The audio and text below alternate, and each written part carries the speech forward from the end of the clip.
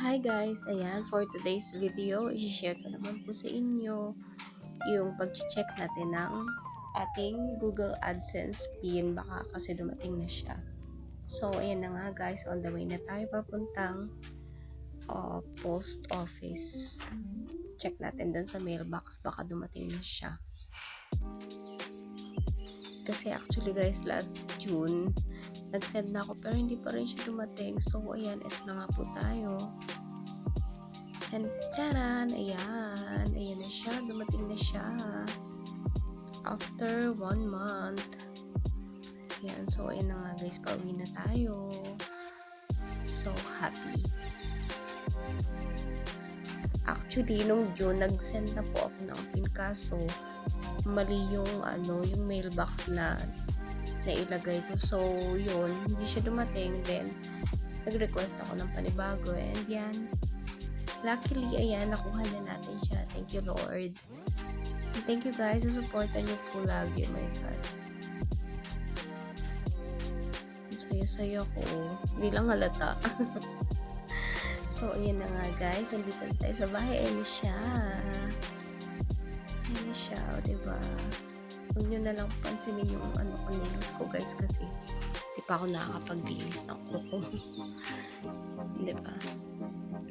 Inuna natin mag-check ng ating PIN. Ayan. So, ayan. Bubuksan na natin siya dito sa gilid. Ayan. May nakasulat dito sa gilid na remove side edges first daw. Yarn. Ayan. Ayan guys. Nakikita niyo ba? Ayan. Tapos, may nakalagay siyang important important documentation and closed. Ayun. So, ayan. Open na nga natin siya.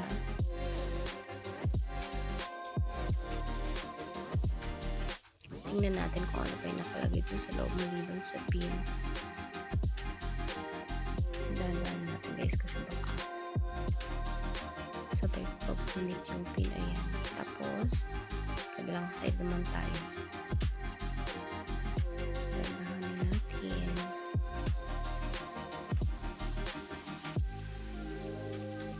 Hirap naman ito. Hindi ko alam kung anong nasa loob guys kasi siya carbon paper. Ayan.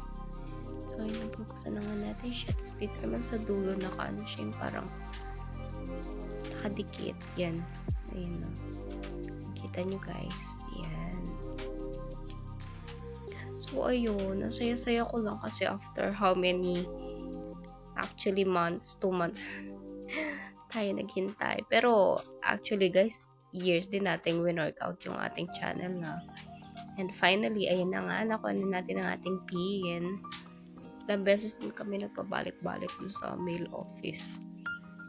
Laging wala. Tapos yun, hinintay ko na lang, magsakto siya na 1 month. And then, yan na nga, finally, nakuha ko na siya. And yan, na-open na natin siya guys. Wala naman siyang laman, yung PIN lang. Ayan, takpan natin. Tapos yung parang reminders lang ganyan kung anong dapat mong gawin, ganun. Yun lang naman.